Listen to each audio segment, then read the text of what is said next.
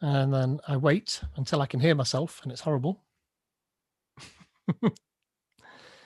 It always seems to take ages to go live, but then it's gone live already, and I just didn't realize, and so it just makes me look silly for no good reason. So thank you very much for coming along to tonight's Knots IoT. Before we get going, we've got a code of conduct, and there's lots of words on there, but it really boils down to just be nice to each other.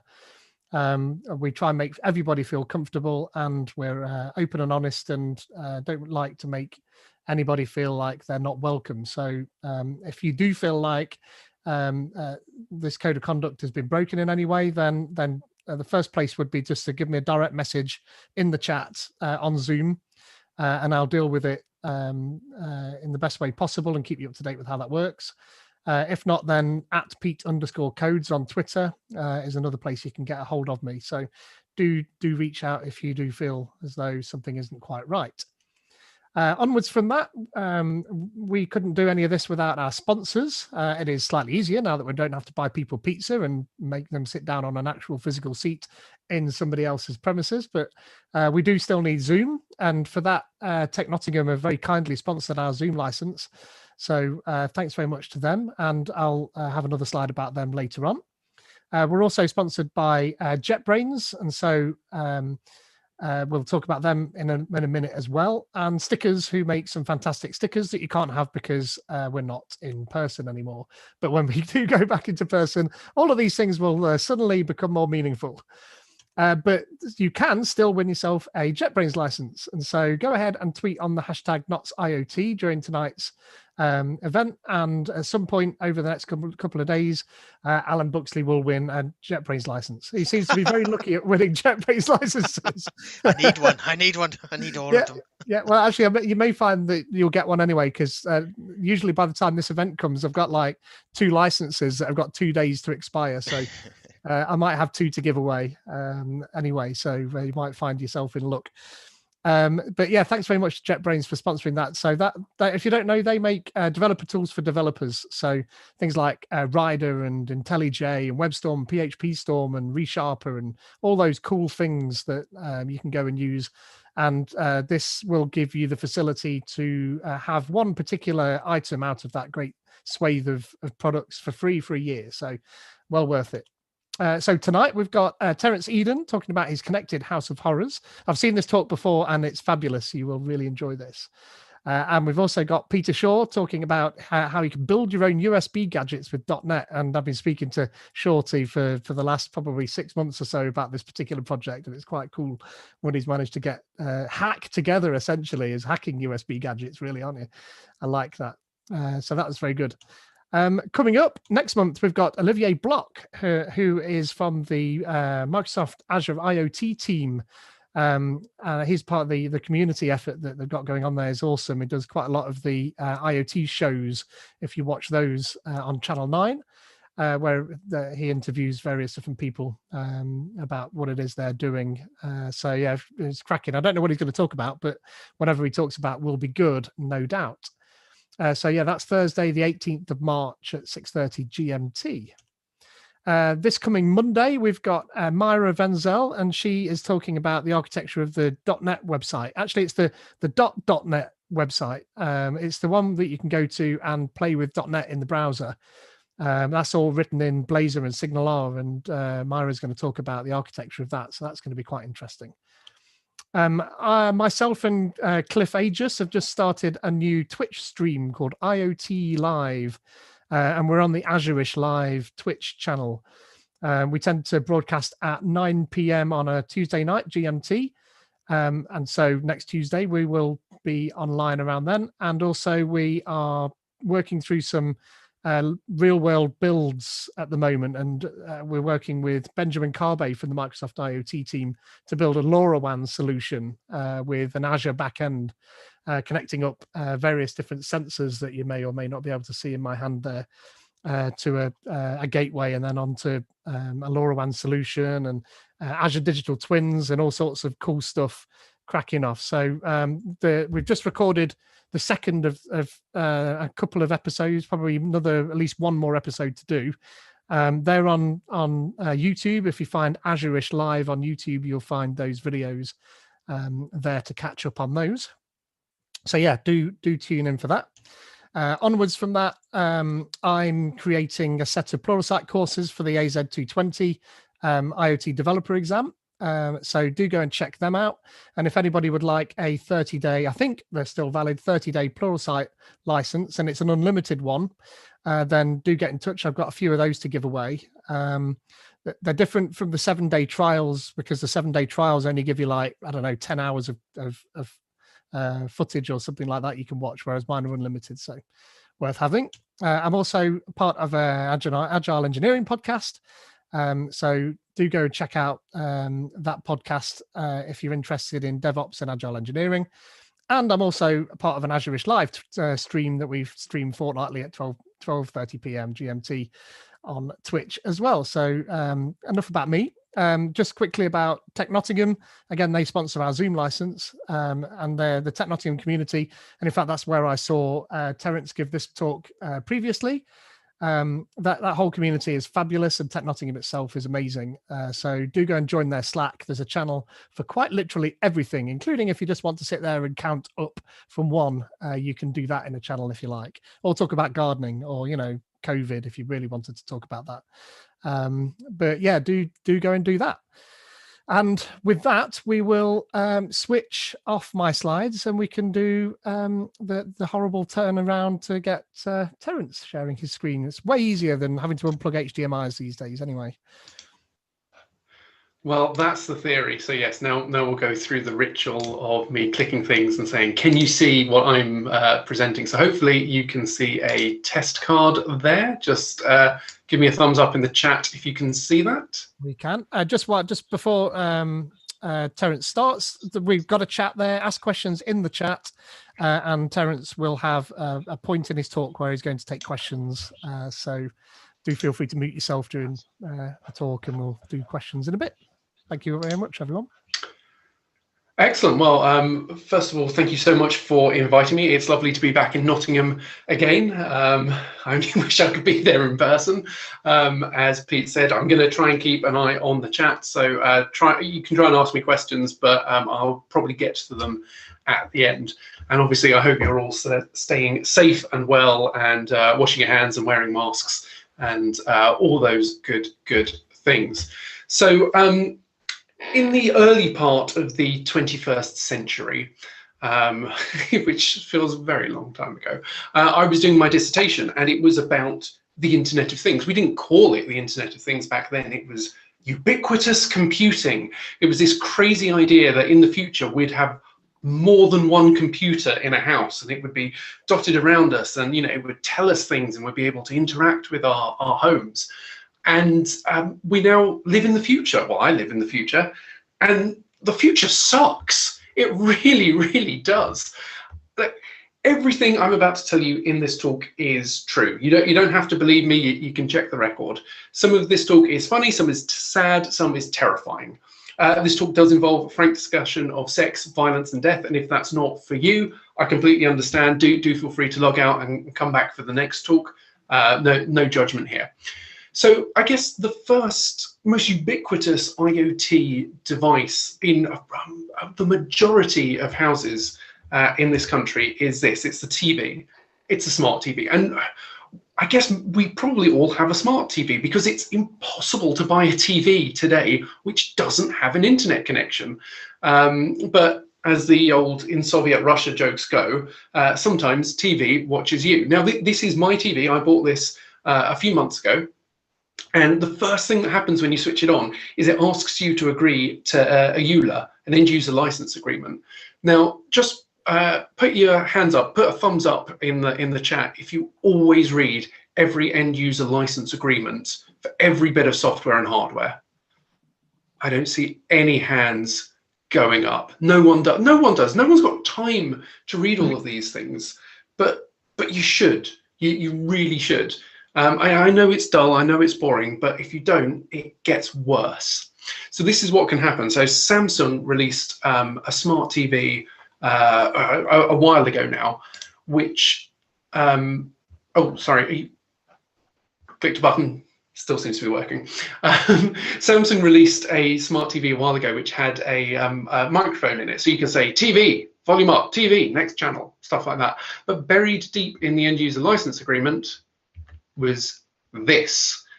And it basically says, if you speak in front of your TV, Samsung will record it and they will send it to third party for voice recognition analysis. If you argue with your spouse in front of your TV will listen to that and serve you up adverts for divorce lawyers or something like that. Your TV is always listening to you. And you know, when people pointed this out, Samsung said, well, just don't have any sensitive conversations in front of the TV. I mean, can you imagine? Do not speak in front of your TV. But don't worry, it gets worse. So as well as listening to you, TVs also watch what you do. This is Vizio. They had to pay a huge fine because their TVs were looking at every program that you watched and reporting it back to build an advertising profile on you. Now that's kind of bad, but worse, they weren't just looking at the TV channels you were tuned to.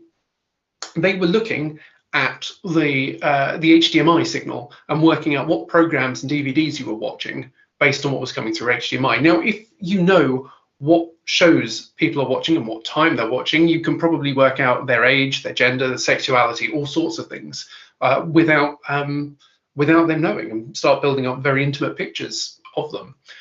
But don't worry, it gets worse because the Internet of Things isn't just, as you know, big appliances bolted to walls or tiny computers. It's also toys as well. These are cloud pets, only $39.99 plus shipping and handling. These are actually a kind of cool toy. So the idea is you're a big, busy executive businessman and you go off on a trip and you give your kid this cloud pet, and you've got an app and you can record a message on the app and it gets sent via the internet to the cloud pet. Kid squeezes the teddy bear and it reads your message out, and that's kind of cool.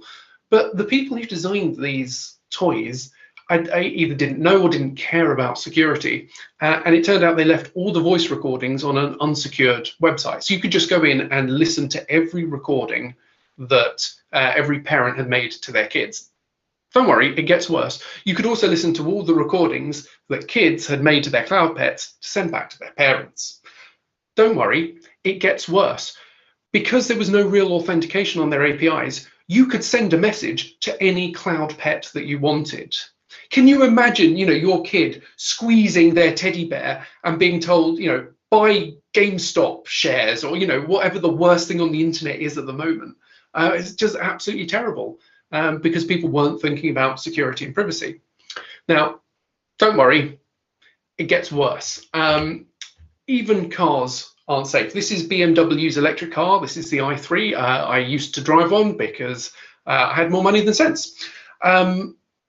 Modern cars are computers. That's all they are. They're computers on wheels. And as the sci-fi writer Cory Doctorow says, modern cars are computers you put your body inside.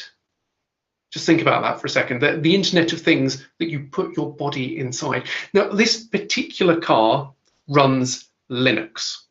Now, the reason I know that it runs Linux is because I read the end user license agreement. And when you scroll to the bottom of the menu in the car, it says for a copy of the source, all the source code in this car is GPL. And for those of you who know the GPL, it's an open source license, and it says you're allowed to ask the company for a copy of the source code. So I sent an email to BMW and said, can I have the source code for my car, please? And they emailed back saying, what? And I explained, you sold me this car, it's got GPL software, I'm legally entitled, you know, pass it to your legal department if you want. I was very polite about it. And they said, oh, right, what's your address? Gave them my address, and they posted me a DVD of all the source code for this car. And I put that source code on GitHub, so if you want to take a look at that, you can do. Now I said that this car runs Linux. I'm being slightly, I suppose, I'm not telling you the whole truth. This runs an ancient and unpatched version of Linux. Every time I got into this car, I was reminded that I was putting my body inside a car which had a badly out-of-date Linux and a badly out-of-date curl and a badly out-of-date every single library in there. And that's pretty scary, I think. But don't worry, it gets worse. Because I've got lots of Internet of Things gadgets around, I thought, oh, better get some home security. So these are 3 IoT cameras that I've got, and again, these are all unpatched Linux boxes. You know, the manufacturer who makes these, they churn these out by the thousands. Once they're out there, there's no real software updates for them. But luckily, these cameras are incredibly hard to hack. Now, I reckon we've got a few hackers here, so I'm going to teach you how to do this. Okay, now it's really technical, so just take a second. You might want to type this down. So step 1, get a paperclip. Step 2, unbend the paperclip. And step 3, just hold the reset button on the back of these cameras. That's it. That's the hack. Nearly every IoT camera that I found has a pinhole reset at the back. You hold it down for 30 seconds and it will go back to a default username and password. So we're going to play a game in the chat. So let me just get the chat open there. When you reset this, all 3 of these cameras, the default username is administrator. I'd like you to type into the chat what you think the default password is. Your time starts now. 1, 2, 3, 4, it's good. Password, also a good guess. It's not the right one. Oh, I'm going to have to scroll, getting so many. Password, admin. Oh, I think someone's got there. I don't know who got there first. The answer is there is no password.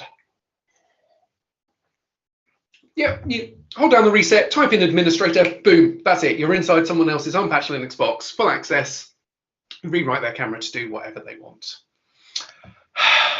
Don't worry, it gets worse.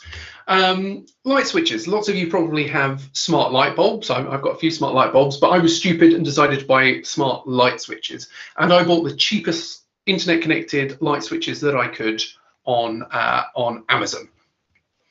And you know, you wire them in, you use an app, you connect to them, they sort of send out a Wi-Fi signal, you connect to them, you give them access to your network, and then you can turn your lights on and off from the switch, which is kind of cool. But let's take a look at the permissions that the app wanted. Now, I couldn't download this app from the App Store. I had to scan a QR code and download an APK from their website. These are the permissions that this app wanted. Why does my light switch need to call premium rate phone numbers? Now, don't worry, it gets worse. So I ran packet capture on this app, so it doesn't use any SSL, no certificate pinning, nothing like that. It sends an unencrypted GET request to a server in China to turn the lights on and off. All that request contains is the 8-character serial number of the light switch. So I think if you look very closely, you'll see what the sort of 8-character thing is. So if you were, you know, a very bad hacker, that's what you could do. You could just enumerate all those 8 characters and start turning on and off other people's light switches. Pretty easy to brute force. Of course, you know, with that, you could induce epileptic seizures, you know, or just, you know, really annoy people. But don't worry, it gets worse. So obviously this connects, the way this works, this connects to a server in China.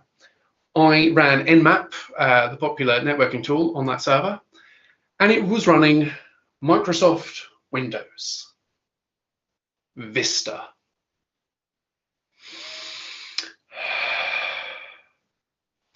Don't worry, it gets worse. I decided that I wanted an internet connected doorbell. So yeah, this one was the cheapest one that I could find. It's very upfront about what data it says. All of your data will be sent to the People's Republic of China. And you know, the way anything with an internet connection that goes back to a server, that means that it has opened up a hole in your firewall. Effectively, it can communicate with the server back at home, and the server can communicate with it. So every time you connect something to your network, you're opening a great big hole in your network. But there's also some real interesting ethical things with this. Every time someone rings my doorbell, their face and their voice and, you know, their video is being sent back to be processed by a third party. Do I need a little GDPR sign on my front door which says, by ringing my doorbell, you consent to, and then a big long list of everything? I don't know. I genuinely don't know. I mean, I'm an individual. I don't think GDPR applies to me, but maybe it does. Anyway, don't worry. It gets worse. So this is the Nest smoke alarm. I think I can honestly say it's just one of the worst IoT gadgets that I own. To give you an idea of how bad it is, I replaced the batteries in it, and it sent me an email complaining that I'd used the wrong brand of batteries. Quite how it knew what AA batteries I'd put in and how they weren't the right Duracell Energizer or whatever, I don't know, but it was just anyway. So the reason I have this, it's an internet connected smoke alarm, because if my house burns down, I would like to receive an email to know about it. So I was on holiday. Do you remember holidays? Do you remember when you could go on holiday somewhere? Rather, why do I need a smoke alarm? I'm here all the time. Anyway, calm. We'll all be vaccinated soon. I was on holiday and I thought, oh, I wonder if my house has burned down. So I opened the app and this is what I saw. Our terms of service have changed. If you agree, please continue. Or what? What if I don't agree with these terms and conditions? It's not like I can return the thing now it's been, taken out of the box and scrooged to the ceiling. And this is a huge problem with commercial IoT devices, is that the product you buy may not keep all its features. And these things, always change. I mean, when I first got the Nest, it had this feature where if you burnt toast and it was giving an alarm and it was a false alarm, you could stand underneath and wave. And that would shut off the alarm. What they discovered was it couldn't differentiate between someone waving and billowing black smoke. So they disabled that feature, which, okay, is fair enough, but I've paid for this feature and you have remotely disabled it. I've paid to use this app and now you've said, you can't use it unless you agree to all of our terms and conditions. So what, if it decides to sell my toast burning habits to Google for more advertising, I should stop using it. We have a real issue with this because we buy things and they change and we get no say over it. But don't worry, it gets worse. I'm assuming everyone here probably has an Alexa or a Bixby or a Hey Google or a Siri or one of these listening things. And Alexa is always listening. Alexa loves you. But also, Alexa will betray you to the cops. So this is where we start getting into some of the death-related stuff. So again, if that's not your scene, feel free to come back in a bit. A man is accused of murder. The police serve a warrant on Amazon to see if his Alexa picked up anything from the night that this person died. Is that cool? Are we all right with our home devices sending our conversations to the police? Maybe, maybe not. If you've done nothing wrong, maybe you've got nothing to hide. But at the same time, having a listening device in your home, which at any time a warrant can be served on, feels creepy. Now, in this case, Amazon defended the warrant. They said, no, this is this person's personal information. We won't do it. We'll go to court. Are you happy with that? Are you happy with Amazon defending potential murderers and not giving evidence to prosecutors? It's what if you thought your Alexa was going to exonerate you? Would you want to be able to do things? Would you want to be able to send those recordings to the police? We're entering really tricky times, and it's just going to get worse. So in this particular accusation of murder, although they couldn't get details off the Alexa, they had a smart water heater. The accused had a smart water heater, and the police said that it was using an exorbitant amount of water being used in the early morning, which they supposed was being used to wash away evidence of the crime. Now, in this case, it was a smart heater, but it could have been a smart plug or a light bulb. Why did the lights come on at 3 a.m.? Were they trying to clean up the blood? It could have been your smart meter. I guess most of us probably now have SMETS 1 or SMETS 2 smart meters, which have very fine-grained half-hour incremental readings of when power is being used. Why were you using power at 4 a.m.? What have you got to cover up? We have this notion in the law that a spouse can't be compelled to testify against their partner. Do we need something like spousal privilege for our smart devices? These are things that we haven't quite got our heads around. The legal system hasn't quite caught up with yet. That every single item in your device, even your self-built IoT devices, have a log file, and that log file can be requested by legal authorities. But don't worry, it gets worse. So earlier we were talking about the BMW i3. Cars are computers. You put your body inside. But of course, there are computers you put inside your body. This is a pacemaker, or it's an X-ray of someone with a pacemaker built in. A pacemaker is an unpatched Linux box that you put inside your body to keep you alive. Don't worry, it gets worse. So lots of these pacemakers are incredibly easy to hack. They have default passwords, and any script kiddie with a laptop and a high gain antenna can point it at your chest and reprogram your heart. I just want you to think about that. Someone who can find the default password to your pacemaker can point an aerial at you, an antenna at you, and tell your pacemaker not to shock you when you need it, or tell you to shock you when you don't need it, or do some crazy stuff. I thoroughly recommend, there's a talk by Karen Sandler from the US who has one of these. She has a pacemaker, and she's fighting to get the source code that keeps her alive. This is an Internet of Things device inside her body, and she can't yet get the source code too. I think that's a bit scary, a bit worrying. I mean, I've seen lots of you tinkering with stuff today. I hope none of you are building pacemakers, but if you do, please release the source code to them. But all right, I've said someone could reprogram your heart. Maybe that seems a bit far-fetched, a bit sci-fi, but don't worry, it gets worse. This man claims that his house caught on fire. The police think he committed arson. So they read the data from his pacemaker without his permission. They hacked his pacemaker to get data which they believe incriminated him. Does that violate doctor-patient confidentiality? Can you trust your medical implants not to leak data about you? I mean, your heart literally betraying you. These are incredibly difficult social conversations which we are not quite ready to have. Now, in this case, I believe the guy died earlier this year before it got to trial in the US. So we're still not sure whether what the police did was legal in terms of grabbing the data from his heart. We need to start thinking about all these devices which we are putting in our homes, in our cars, that we're putting our bodies inside, and that we're putting inside our bodies, because we don't understand the ramifications of having the Internet of Things absolutely everywhere. Now, don't worry, it gets worse. So this is, you know what? We are all mature and sensible adults. We can have a grown-up conversation about teledildonics. So tele comes from the ancient Greek word for distance, and dildonics from, use your imagination. Now, this part of the talk deals with some disturbing themes, and again, I will not be offended if you decide you don't want to partake. Feel free to go away, have a cup of coffee or something, and come back later. So this is a Bluetooth vibrator, as many of you are probably well aware. And just like any Bluetooth device, it connects to your mobile phone. In this case, so you or your very best friend can control it. Now, like lots of Bluetooth devices, it has no meaningful security. And this means anyone within Bluetooth range can potentially commit serious sexual assault against you. That's the danger when you put vulnerable devices inside your body, is they make you vulnerable.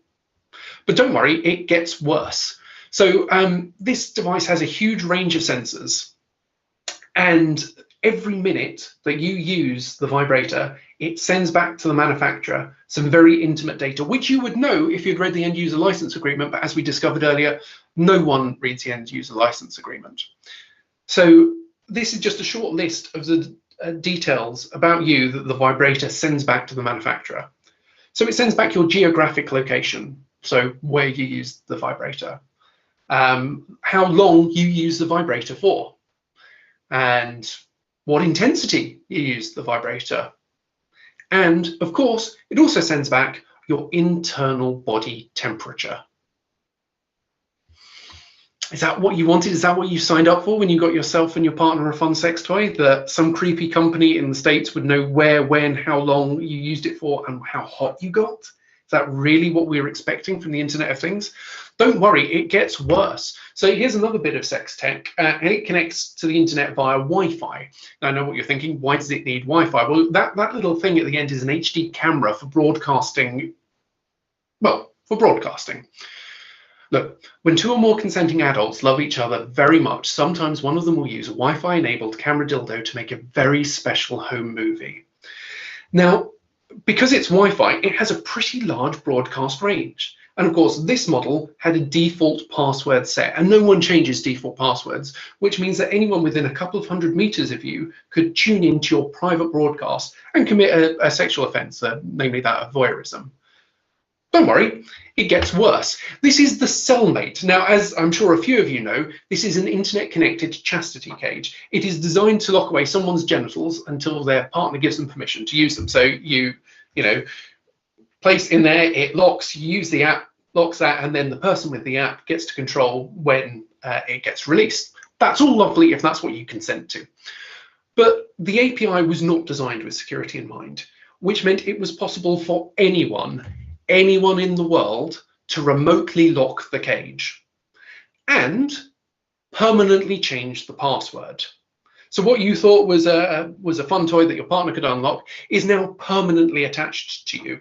I'm going to read from the security report, which does make for fascinating reading, looking at how the API was designed. But it says once locked, removal then requires an angle grinder or bolt cutters.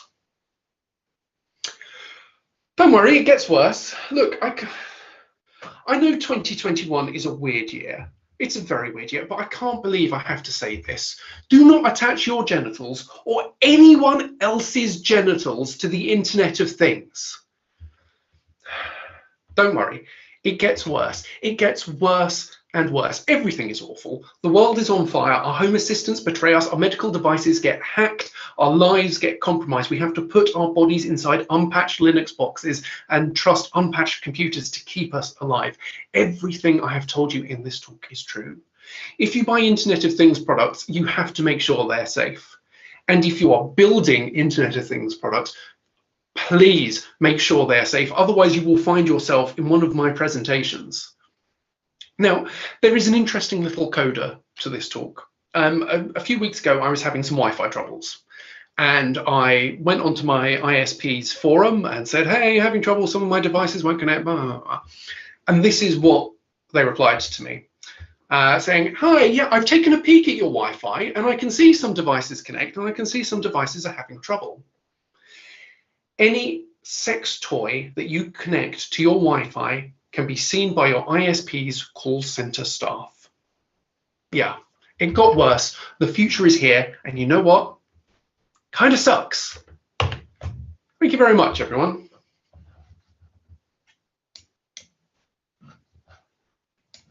So I need to get my paperclip out. thank you for that. I hope that wasn't a euphemism, but yes, yeah, paperclip is the hacker's favorite tool. I tried to keep a bit of an eye on the chat. As I said, all of those things are things that either I have in my house or I have investigated. It is all true. If you have any questions, do feel free to stick them in the chat or unmute. And I'll do my best to answer them. Not questions, but can I add some bits and pieces to your excellent presentation for you? Let me just see if we got any questions first, and then yes, we'll definitely get back because I've got some great stuff that you love here. Yeah, so someone has said, why use the Virgin Media access points? Yes, you probably shouldn't use your ISP's equipment. I just found out yesterday that my ISP can see my Wi-Fi password and change it for me, which I guess I probably should have known. But again, it does make me wonder that if someone from my ISP desperately wanted to come around my house and hack all my stuff, they probably could. So I think it's one of these things we need to be really careful about. Even big ISPs do bizarre things with their security, and yeah, you definitely need to look out for that. I'm just going to scroll back to see if there are any more questions. But if you do have a question, stick it in the bottom, or just unmute yourself. Vice on YouTube do an excellent documentary series. Oh, that was you, Shorty. Yes, great. We should come back to you. Your smartwatch could squeal on you in exactly the same way. Yeah, there's a wonderful thing with, I think it's Fitbit, someone will correct me if I'm wrong, who released a trace of where people go running. And, you know, it's pretty interesting. You see people running around Hyde Park, and you see people running, and you see people running in a square in the middle of the desert somewhere. Oh, and look, it's all the soldiers who've been deployed to Afghanistan, I was just gonna jogging around a top secret military base with their GPS-enabled smart watches on. And you just think, guys, come on, OPSEC or not. So yes, your smartwatch might be able to tell, you know, the new ones can tell your blood pressure and your heart rate and your activity. So, but also your location gives you away a huge amount. Don't commit crimes and talk about them in front of your IoT device. Now that's really interesting. So one of the things that I've noticed is I have an Alexa, and I hope I'm setting off all of your Alexi as I do it. But occasionally it will be triggered by the most random things. You know, you might say, has he got a Lexus, you know, the car? And you'll just hear a ding, and it's lit up. Or someone will talk to Alexa on TV, and it will do. So yes, you probably shouldn't, A, don't commit any crimes. Committing crimes is naughty. B, do not commit crimes and then talk about them in front of your IoT device. But even if you do say, oh, well, I won't mention the magic keyword, it can still sometimes hear something and start listening to you. So yeah, you have to be slightly suspicious about these things. I'm just scrolling back. Oh yes, lots of people guessing admin as the password. Now, I was slightly disingenuous earlier when I said the username was administrator. It was, of course, administrator with a capital A. That would have stopped you for a few minutes, wouldn't it? Administrator with a capital A. So yes, that is that is the horror of my home, and probably your homes as well. So Shorty, I think you wanted to add a few bits, but if anyone else has questions, do please dip them in the chat. So the two things really. I mean, up front you mentioned the TV right at the beginning. Yeah. Now, what a lot of people don't realise here in the UK and Europe, and Pete actually knows because he mentioned that he talked to me about what I'm going to talk about tonight, but he's also talked to me about this. You know, the TV stuff I was doing, Pete? Oh, yeah. Yeah. That I showed you. Mm-hmm. So what a lot of people don't realise is that here in the UK and Europe, 99.9% of all TVs that are sold us are actually Vestels. They're made by Vestel in Turkey. Mm-hmm. Yeah. And if you have a Vestel, you will have a remote that will look somewhat similar to that. You'll have the 3 special buttons. You'll have the 2 up the top. But more importantly, if you put your TV into menu mode or digital TV menu mode, and then rapidly key in 4725, it will open up an engineer's menu. And this will happen no matter what model TV that TV is, whether it's a Toshiba, a Bosch, a Sharp, whatever. Now, on that engineer's page, you can generally find a diagnostics tool. And in the diagnostics tool, there will be an option saying enable screen grab. When screen grab is enabled, if you put a USB key in the back of the thing and then just put it back into TV mode by going exit, exit, exit, the user of the TV will not be able to switch the TV off.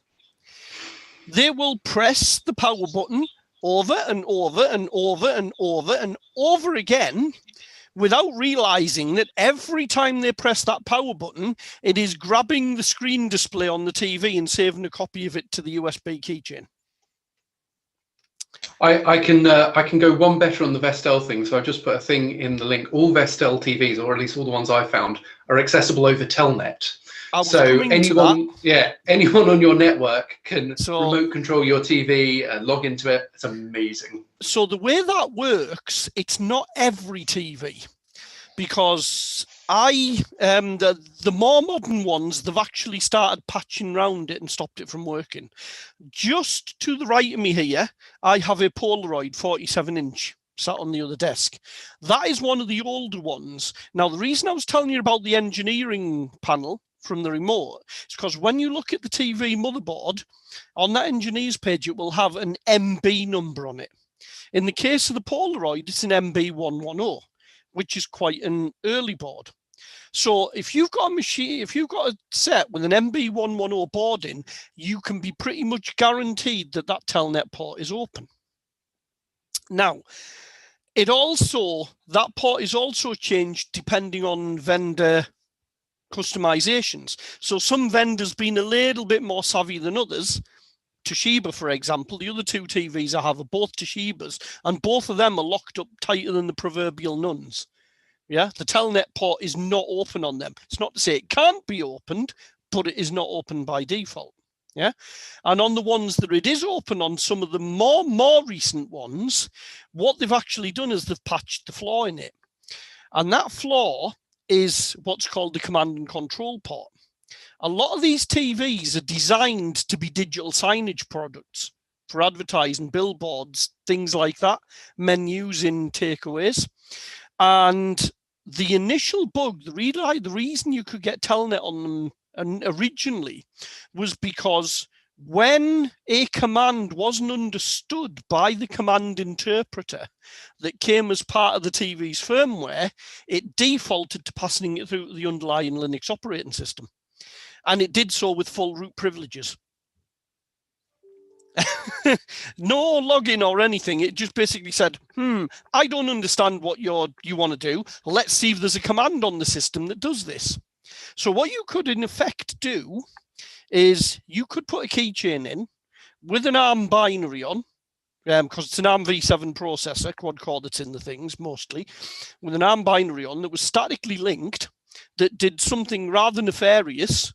Yeah, and then you could go to the telnet port, and instead of putting telnet, you could go /USB/SD1, whatever the drive identifier was, /myprog, and it would execute that piece of code. Yeah, not a problem. And it would execute that piece of code complete with root privileges. This, amazing, by the way, is exactly how I figured out how to get into the firmware of these TVs and completely reprogram the damn things. I have 3 Vestel sets, and as you know, these sets can all record to USB, and every single one of my 3 TVs can record DTV stuff from the free-to-air TV channels to USB unencrypted. And then I just take the USB keyboard keychain out, grab the TS file off it, and encode it using FFmpeg. Yeah. The other one was your IoT stuff. You know, you were saying you had it was the Nest, but it was going to a server in Thailand. Well, the light switch is going to the light PLC. Switch. Well, yes. Well, that server in Thailand, again, it's a similar scenario to the Vestel stuff. As you know, Vestel are all made by Vestel. Well, all these IoT devices are made by a company called Tuya. Yeah. I have one of their vacuum cleaners, which is nice and easy to hack as well. Apple Home Care, Tuya. A lot of the Google Smart stuff, Tuya. It's all Tuya behind the scenes. It's all the same server. It's all the same copy of Vista and everything. And the latest one into the market, in case you haven't seen, ta-da, is Lidl. That cost me 20 quid. That gateway is a repackaged 150 quid Tuya home gateway device that talks to their cloud. 20 quid. All the accessories, the light bulbs, the power strip, everything. Roughly between 10 and 30 quid, depending on what you want to get. The good thing about these Tuya devices, like the Vestels, once you get into them, you can reprogram them. And these, there is video after video on YouTube about getting into them and replacing the hardware with, begins with an A. I can't remember the name of it. But you can replace them with your own, that custom firmware, and it completely cuts it off from those servers in Thailand. And in a lot of cases, it actually enables up the MQTT portal that's on them all, so you can control it from your own software with your own build and your own gadgets and things without it ever leaving your home. Yeah, and there you go. I know all this because I've bust all of these devices open already. I've got a question for Terence. Yeah, go ahead. How much of this stuff have you actually still got connected? That's interesting. So the like the light switch, for example, I sent back because it didn't work with UK wiring, which I only found out after I'd wired it in and had it connected to the internet. The doorbell I still have, the Nest I still have, the i3 is gone, but I have had various other internet connected cars since. Just got an internet connected vacuum cleaner, which is one of the 2-year ones, which sort of, it's like a cheap Roomba, runs around, does the mopping. And yeah, again, that it sends a map of my kitchen to China every 10 seconds. It's fine. Trying to think, most of it I still have. Some of it is now packed away. Moved house recently, so there's a limit to what I can wire in. And I've had some more stuff since. So as I was saying just before the thing started, we got solar panels. So my solar panels are connected to the internet. There is very little that you could do with them, I guess, if you hack them. It's not like you can turn energy back into sunshine. But we do have a solar battery as well, which charges up, and that's connected to the internet via a Raspberry Pi. So you could, if that went wrong, you could discharge electricity into the house, or charge it up when it was expensive. So, and I've got a few sort of self-built bits and pieces. I think one of the last things that I built was an internet-connected record player. So you can put vinyl on, and it will broadcast vinyl via Chromecast around the house, which is entirely useless because vinyl sucks. And swishing it down to OGG and then broadcasting it does not do anything for vinyl sound quality. But yeah, so I think the answer is I still have probably more than is sensible, to the point where now I was looking at, I can't remember which router it was, said it could only support a maximum of 64 internet connected devices, which you will find most domestic routers on, I mean, okay, they can give out hundreds of IP addresses, but they really will only support 64, because what they're expecting is a laptop, maybe a games console, maybe a TV. But of course, I've got a laptop, phone, a tablet, a TV, a games console, an ebook, a this, or that. All of a sudden, it's really quite easy to get up to a large number of connected things. Mm-hmm. So, yeah. Yes, the sound does suck, but it does give us great gatefold sleeves. So, yeah. Literally the only reason why I bought a record player, which, by the way, costs £30. It is the cheapest, nastiest record player that you can buy. I bought it simply so that I could have something to play this vinyl on. I like it. Do you think we need like a CE mark for IoT devices that pass like a certification to say they're safe to have in our homes? Yes, it is a simple answer. So I think DCMS, the Department for Digital Culture, Media and Sport, have brought in or are shortly bringing in a sort of kite mark symbol, which contains mandatory things like software updates for a minimum of, I think it's 18 months, 2 years, something like that. But also says if something is factory reset, it must not reset to a default password, or if it does, the default must be different across everything. So with some of the things I was talking about, the default password for everything was 8 zeros, which is just a terrible password. Now, if the password is a unique string and it's printed on the box or something like that, yeah, when these things are reset, if it goes to that and it can't be determined by an attacker, that's really useful. It does have a few other things as well. Now, of course, the problem is that's all well and good if you go to John Lewis or Dixon's or stuff like that, big box retailers. But if you are buying from Amazon or Alibaba or, anywhere else, how much of it is necessarily going to conform? And I think we sometimes, especially geeks like us, will go, I just want the cheapest thing possible. And there's a reason why it's cheap. I can support it myself. Yeah, sure, but you're not going to be able to update the firmware.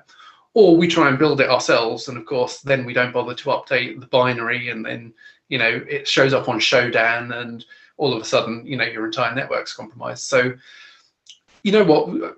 People made a great fuss when seatbelt laws came in, but you wouldn't ride in a car without a seatbelt. And they made a great, fuss when minimum safety standards for cars in general came in. But nowadays, you wouldn't want to ride in a death trap. I think we need something similar for IoT stuff. I mean, if you want to run a compromised box inside your own home, go on, do it. You know, it's only yourself you're hurting. But I think most people would rather not. I don't think having some sensible security on IoT devices would be problematic for the typical end user, unlike, for example, seat belts and stuff where you had to change people's behavior. I mean, I've often thought about the default password stuff, and yeah, if it's goes back to something that a remote hacker couldn't understand, like maybe the serial number of the device or something etched onto the case, then I understand why they have default passwords. You know, you don't want it to be some random string that you'll never get back into. I had the same problem when trying to create an IoT device, and we decided we couldn't do remote update of the firmware because there's no way, it didn't have a dual BIOS system, etc. And we made it as secure as possible, but anyone with physical access to the device can open it up, connect to JTAGs, and get remote access, reverse engineer, and get access to the key for the login and stuff. And that was, you know, we had to stop at some point, because there's always going to be an adversary that can do you in. But the simple stuff really should be there by default. I mean, what we're dealing with now is software engineers who are very much the same mold of the ones that were doing printers for offices, where the printer had a default FTP storage area that anyone could just store whatever movies they want onto it. That's accessible via the internet. Thank you very much. So, you know, these things have been around for a long time, but now we've got millions of them all connected, and people plugging them in without a decent security firewall that stops unknown traffic leaving their premises, etc. I wonder if one of the other things we should have is a mechanism where the consumer can choose where their data is stored. There's no reason why such services couldn't also have hosting in, Europe, UK, America, etc. It doesn't all have to go back to some territory the other side of the world, shall we say? I think you raised some good points. Is that you can't defend against physical attackers. Even when Apple go, we've invented pentalobe screws, that stops you for about 5 minutes until you go and buy a set.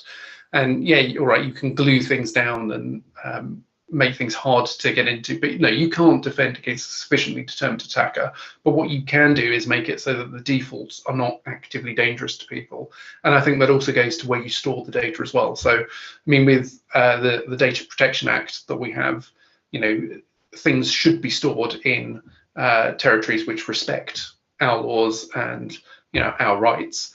So yeah, I have bought this incredibly cheap doorbell, and it sends every video frame back to a country which doesn't respect GDPR. That is something that worries me. So I think we do need to be a lot more concerned. I've just put a tweet in there in the chat. One of the printers that I hacked a little while ago, and someone has said a slight dip in innovation, maybe, but for a good reason. Well, I think innovation is, the classic move fast and break things. Okay, but when those things are people or laws or privacy, you don't really want to break those things. I mean, it's making an internet connected vibrator is a good fun weekend project, and I reckon everyone here could do it, because it's a motor and Arduino and some waterproof casing. But once you start selling it to people, that's when you really have to work out. You wouldn't sell unsafe food, and you wouldn't sell something which was going to blow up. So, but people haven't still got their head around, we need to make this safe for everyone. I think it's all right sitting here saying we need CE marks and all that, and I completely agree with the points that have been raised. But let's address the elephant in the room here as well. There is an awful lot of companies out there now who are buying in full line and sinker to the data as a service, monthly profit-making environment, whatever you want to call it. And there are a lot of them that are just chucking these devices out for no reason other than to see how much data they can collect in order to sell it and make money. And we need to be controlling them as well. We really do, because there are some bad actors out there. There are some people who just see it as a sideline. Yeah, okay, we're getting data with an otherwise good product. But there are some out there that are deliberately going in. They're going to the Tuyas of the world and the Vestel of the world and saying, let's have your cheapest offer in so we can flog it to the cash cows so we can mine them. And that needs controlling and that needs legislating as well, personally, I think. Yeah. And so what I've just done, I've stuck in the chat 2 links to the DCMS. There's a code of practice for consumer IoT security, and there's secure by design. Now, these aren't necessarily documents for hobbyists, but I think by following them, you will get enough of the way there to prevent the really serious errors. And yeah, so I mean, they make for great bedtime reading. They will put you to sleep eventually, but I would thoroughly recommend at least skimming them, because it does tell you what the minimum expectations are for consumer IoT. So obviously it doesn't apply to hobbyist stuff or industrial stuff, but well worth reading. I'm going to have to skedaddle very shortly, and I'm sure some of you need a comfort break as well. So are there any more questions before I disappear into the ether? I'm trying to find another piece of kit that's got some dodgy stuff. It was in the news recently. It was a footfall system with so many hideous things in it. It was unbelievable. But the other Nanny smartwatch Cam, I think, was one of them. This was measuring footfall in a store. Oh, was it? Oh, okay. But when they took the device apart, they found that the developer's favorite MP3 tracks were on the drive. And this is a device that's being sold everywhere, so so copyright infringement as well as privacy. Yeah, they'll probably be taken down by DMCA. No, the other one was the smartwatch story about the guy who got caught having an affair because his smartwatch was they'd sync their smartwatches to each other's phones, and at 4 a.m. he was not at home and he had a slight increase in heart rate activity, should we say, for a few minutes. Well, yes, I think there are all sorts of wonderful. One book that I really recommend people read is The Victorian Internet by, I think it's Tom, I want to say Standish, I might be wrong, but The Victorian Internet, because it talks about the rise of the telegraph in the sort of 1800s and the early 1900s, and how it completely changed society. And so you had people who were able to place bets because they knew the answers in advance. But more than that, it talked about this societal change that yes, people could go and have affairs and be discovered by telegraph. So all these terrible things that are happening aren't new in that sense. That we've had moral panics around technology before, but it's very instructive to read it and to understand, that some of the problems we're dealing with are as old as technology itself. And on that cheery note, thanks for that, and congratulations! That was awesome talk. Really Thank you very much. Thank you so much for coming along and giving that. If you want to follow me on Twitter, I'm at Edent. If you want to follow me and my home, most of my cameras are probably unlocked and available on Showdown. I like that. Very good. Yeah, thanks again, and keep in touch, and we'll most certainly have you back. You're on the same hard stuff that I am as well. So we'll have a break now for I don't know 5 or so minutes, so enough time for you to go and get watered and turn yourself around and come back, and then around 8-ish we will get going with Shorty's talk on building USB gadgets. So yeah, thank you again, Terence. That was fantastic. Cheers, everyone. Stay safe. Bye now. See you soon. Bye. Take care. See you all in 5. Yep. See you in a sec. Yeah, I'm just going to go and grab a glass of water. I will be back in just a moment.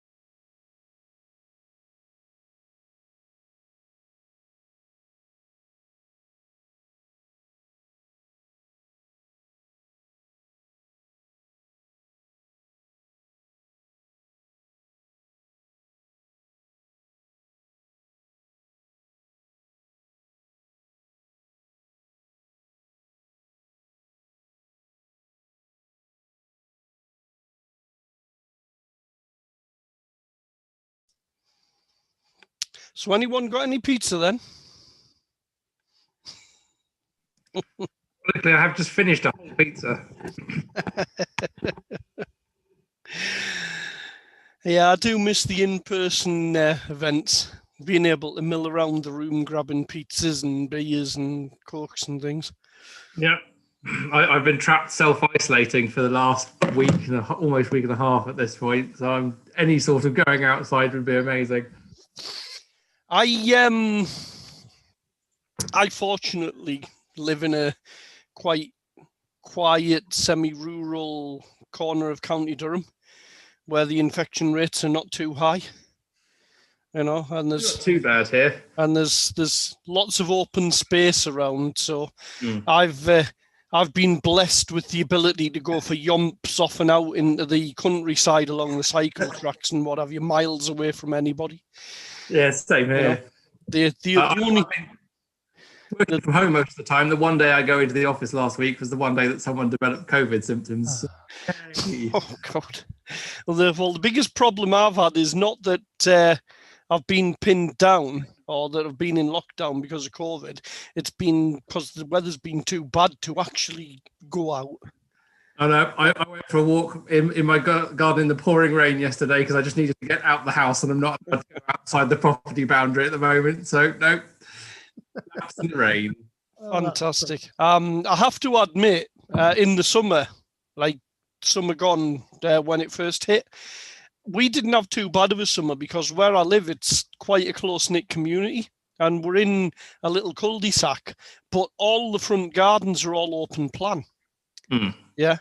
So what we all did was we just got the deck chairs out and we all sat in our own gardens, you know, and we were all far enough away from each other to not spread anything, but we were close enough to be in earshot to be sitting drinking together. And, well, we essentially had a mini block party, if you like, you know. And we were out there most days during the summer because everybody was home. There was nowhere else to go, you know. So we were out in our gardens most days during the summer, you know, and we each had our own little barbecues out in the front garden. So we were cooking our own food. So everybody had a bit to eat, you know, and we were drinking and just generally enjoying the weather. You know, so it wasn't too bad round here. Need to find that book about the Victorian internet and see what that's about. So, searching for strange Victorian books online again, are we? Here's Don't forget, this is on YouTube. It is recorded. This is on YouTube. So don't say anything incriminating. Here's a question for you all. Expanding on Terence's touch into the innards of TVs, and where are we going with that? And my description, my description of hacking the things open. Who would like to see a session on busting open a Vestel TV and the software inside of it and how to exploit it? Be fun. Yeah, I'd watch that. Yeah, because as part of what I've done with the Vestel stuff, I've also figured out how to download the profiles. Now, on a Vestel, it has 3 profiles. It has a hardware profile, a software profile, and developer's profile. And these are like mini databases of settings that are burnt into the firmware. But you can override them with their own special database format, which once you know how to get into the firmware, you can download from the set and upload new copies to change the settings on them and override things and turn on and off features that your manufacturer decided weren't to be turned on, you know. For example, on one set that I tinkered with, it had a solder pad on the board for the satellite input. So I soldered a RNC connector onto it for the satellite input, changed the profile to enable the satellite parts of the firmware, and hey presto, our satellite dish enabled the TV set. You know. But the interesting part is, for these profiles, Vestel have a tool called the Profile Compiler. And that Profile Compiler, is written using .NET.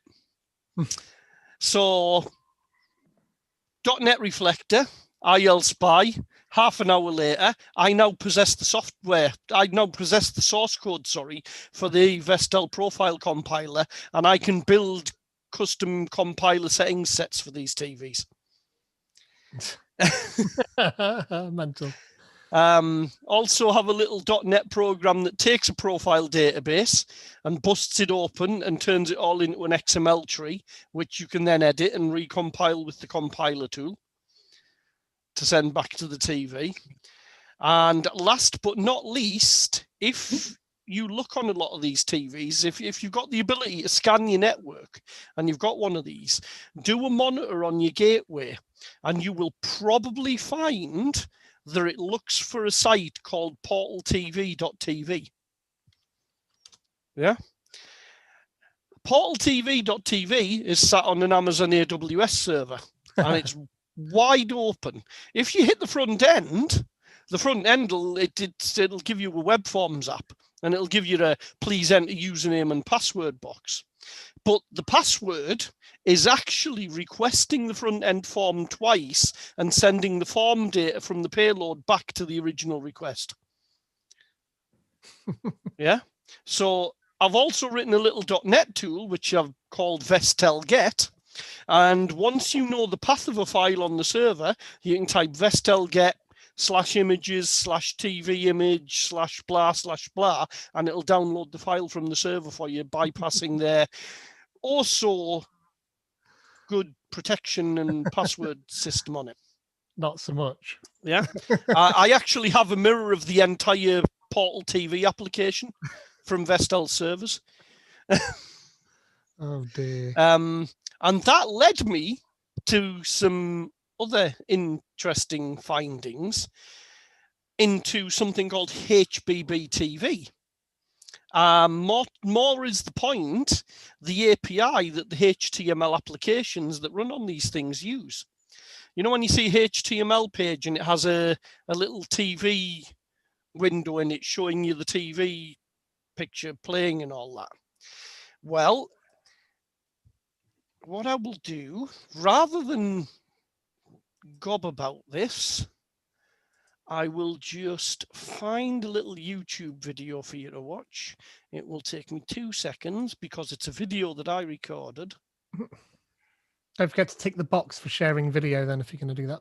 Oh no, I'm just going to put the link in the chat. Oh, I see. Good stuff. Yeah. Yeah. Because I'm running it from my own account, so obviously I don't want people to see my my YouTube Creator Studio panel and stats and all that. Or also all the Barbie videos that you've been watching. Yeah, you know. So if you just have a little click on this, I mean, if you want to share it for everybody, Pete, feel free to. Yeah, if you just have a little click on that, that is me playing with the 32-inch Toshiba that we have in the bedroom.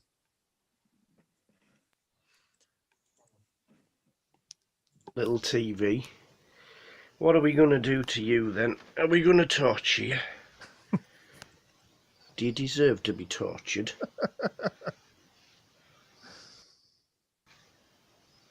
So, yeah, I was being a bit silly, by the way, when I did it. I remember this video. You sent it to me, I think. Yep. Oh, charming. Switch it on just in time to see a funeral advert. Oh, snooker. Right. Terrible shot. Now what do we do? Let's have a look. What's this? What does this app do?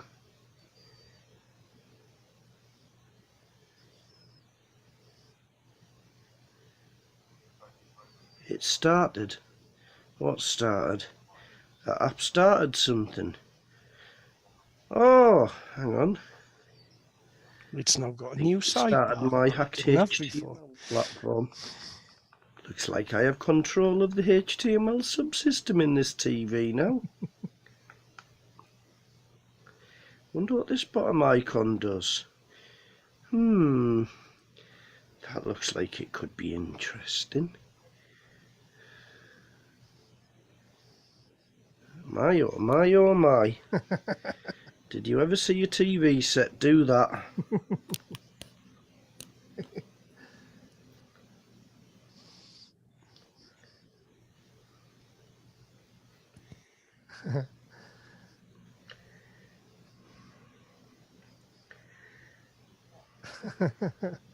Very good. Yeah. Of course, you've made that little thing in the background there as well, obviously. Yeah. So that uses the API, the HBB TV API. Now, the thing with the HBB TV API is that it's an open standard, or it's supposed to be an open standard, except, well, all the companies that do anything useful with it in Europe happen to have locked it down so that nobody can get hold of it. And you have to look really, really, really hard if you want to try and find the PDFs that are kicking around. Otherwise, it's the same situation as with the ANSI standards. It costs you like 100 and stupid quid just for one PDF document, because they have to go and find it off all the servers where it's all stored, you understand, you know? Well, I happen to have all the specifications. I managed to find the PDFs, and that programming that you saw in that YouTube video was all done using this HBB TV API. Now, if you look on my, I'm not going to bother pulling the links because I'm going to do my USB session in a second.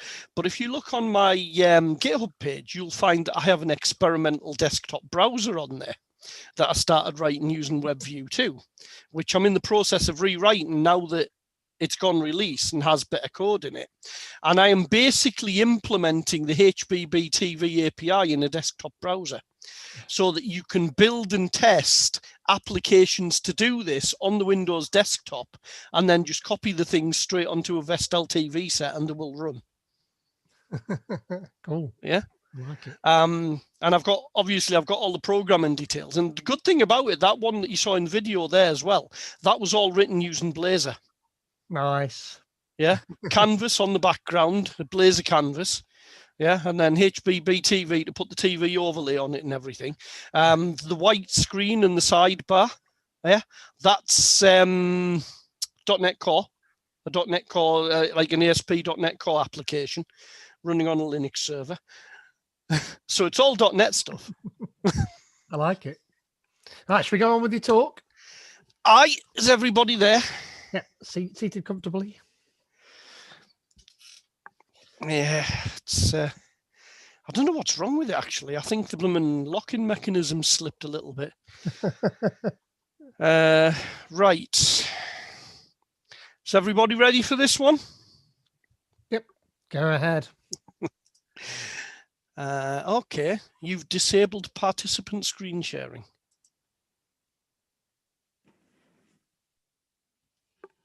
Excellent. Right. Okay, so can you see my lovely introduction logo? Yep. Yep. So, yes, I firmly believe in this statement. This is something that I live my life by, in case you hadn't figured that out already. The reason I know a lot about what we've been talking about is because I make it part of my life's worth to buy things off the internet or from cheap stores and then bring them home slowly for the process of figuring out what I can do with them that they were never intended to do. And that is how I discovered the subject of our next talk. Now, let me just get rid of this here. How many of you have a bunch of these at home? Yeah. Why do we buy these things? Well, we buy them primarily because they've got a USB port on that side and some pins on that side, and those pins will plug nicely into our microcontrollers. I mean, I've got a whole blooming bag full of the things here. you know, and they plug into our microcontrollers and they give us a nice, easy to use serial port. However, these little devices hold a very, very, very surprising secret. If I take that one that I've got in the bag back out again, I shouldn't have put it away in the first place, actually. If I take this one back out of the bag, we have the 4 pins on the back, which everybody is used to seeing. Okay, we all know these 4 pins. There's the transmit, the receive, data terminal ready, data set ready, all of that lot. But in the particular case of this one I'm holding in my hand, you may have noticed that I've got 2 rows of headers on the underneath. Yep. See them there? Something like 20 pins on them. Yeah. Now, does anybody want to take a guess? Unmute your microphones. Let's have a couple of guesses here. Anybody want to guess why this humble little UART that I have here has 2 sets of header pins on the underneath that wouldn't normally be there? I won't answer because you've already told me. Anyone? No. Well, that's because these little chips that are on the thing, the FTDI, in the case of these little red ones, the FTDI232R, is actually not just a UART chip. It's what's called a serial processor controller. And these chips actually have GPIOs on them. Now, the reason they have GPIOs on, obviously, is so you can hook them up to the various LEDs, you know, transmit LED, receive LEDs, or so you can connect them to digital signals to tell the things that you're connecting them to that they can and can't send data. But with the right programming and the right software, these things can be programmed independently. Now, I don't have anything hooked up for this one at the moment, but the manufacturer, Future Technology Devices, actually provide a set of drivers for these things. And if you go to the FTDI website and look through their support documents, you will come across this application note. AN232R bitbang mode. What this essentially means is the details in this PDF. With this little device, this little sort of R232, it shows you exactly how to talk to it, what to send to it, what bytes to send to it, in what order and how. And you can see there that you have a full 8-bit bus just on that one little red device there. In the case of the one that I've got, you notice there's a connector on both sides, and I actually have 20 on them. Now, these all use something called the D2XX driver. The D2XX driver is rather nice in terms of drivers and .NET because this driver is a user mode driver. And if you go to the website, I'm hoping these links are going to work. Are they going to? Yes. Okay, so they have changed. Oh, there we go. Welcome to our new ftdichip.com website. Okay, that's screwed that up a little bit. So I'm going to have to detour slightly and do this instead, if it'll work. Come on. Ah, there we go.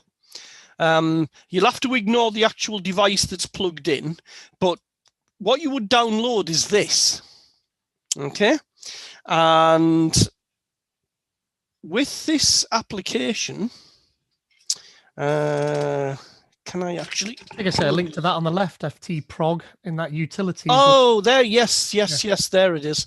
That's what I get for thinking that was just one of those big bloomin' footer things. You know, the ones that they all full of quite contact happily. details and Yeah. I'm just going to see if I can plug this little red one in. I don't want to upset the apple cart because I've got other things plugged in and some of my wiring is a little bit precarious. That is assuming, there we go. Now with FT Prog, hopefully it should recognize this. I will tell it to scan. Right. Okay, that's interesting. It's found the other device. That one's the one that I've got here, which you'll see in a minute.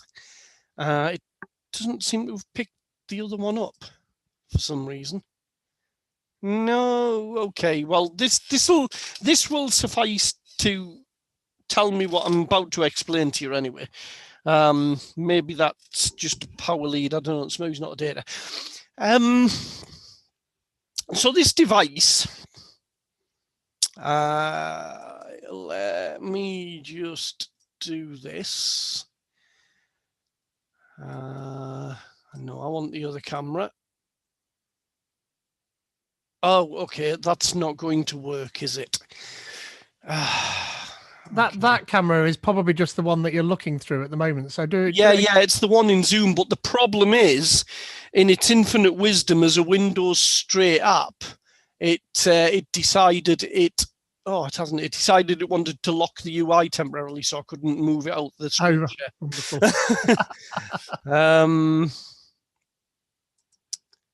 Okay. For some reason, this other camera goes a bit stupid when I minimize it. Right, so are we back again? There we are. So you can see that it's, like I said, it's not a very good quality picture, unfortunately. But the chip that's on it has an EEPROM in it. Yeah, it's a bit pants. There is an EEPROM on there, I assure you. But I can't switch back to the other camera because Zoom's got that other camera. That was what I was trying to do. That was why it went a bit wrong. Then I realized Zoom had control of it. So we're a bit out of luck of getting the high quality camera, unfortunately. Going back to the app,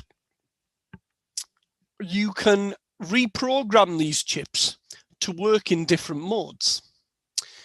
There's the EEPROM settings. Now, I've just got to remember which of the... You can change the USB vendor IDs and that as well if you wanted to customize this, for example. So it was your own device with your own vendor ID. You can put your own USB vendor in here so that it forces Windows to look for your own device driver. You can set your own serial number. Okay. Oh, hardware is in hardware specific. See, the thing is, I'm looking at a different chip to the one I'm actually talking about, so the options are different. Anyway, you can configure the device to use what's called D2XX mode. And in D2XX mode, it uses this user mode driver called D2XX, surprisingly, which you can download from this site.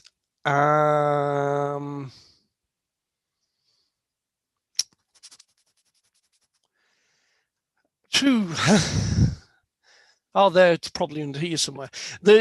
Honestly, it's a bit of a nightmare trying to navigate the Future Technologies site because they have things literally everywhere. Nothing's in any sort of coherent order. This is the section you want here, the D2XX. Now, what this will do is this will...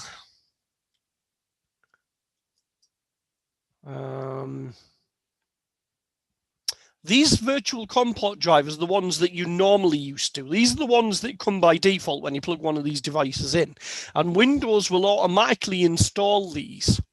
If you look in your Windows folder, you will probably find... that's what I'm looking for, the zip. You will probably find, once Edge finishes scanning this, that you have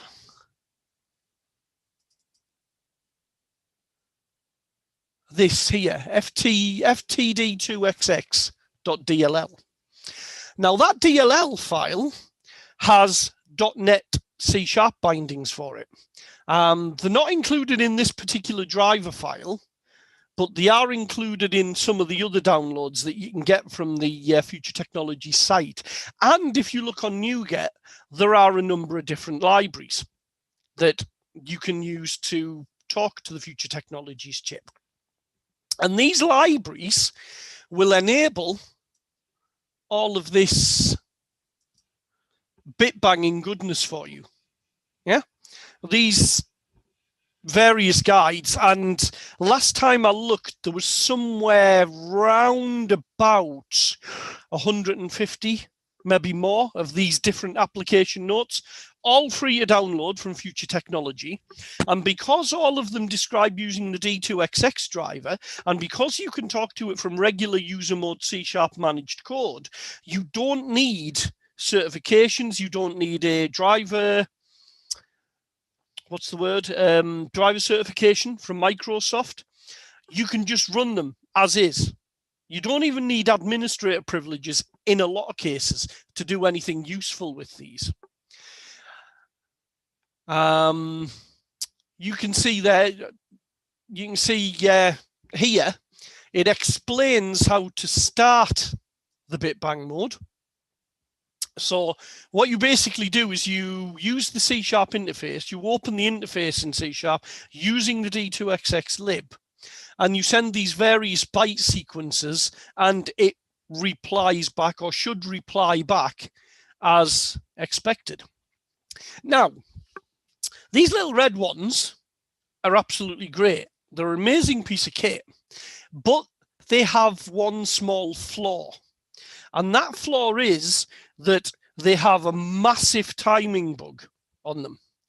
These can do all sorts of stuff. You literally can do I2C and SPI straight off the USB port on these things, but the timing is horrible on them because of the bug that's in the firmware with them. So Future Technology, in their infinite wisdom, made another version, the 232H. Now, again, my good camera's not visible because Zoom is using it. Just out of interest, is my Zoom camera actually visible during this? Yeah, well, I can see you if you exit full screen, I can see your face doing that. But also on the YouTube video, it overlays your head. Okay. Well, if that's the case, then I can potentially do this. Let's see. That is a 232H right there. Yeah, that's the big purple beast. I'm not going to try and turn it over because, as I mentioned before, I'm using some decidedly old jumper leads there to wire it up, and they are a bit, well, let's say if I move them, the chance to disconnect and stop working.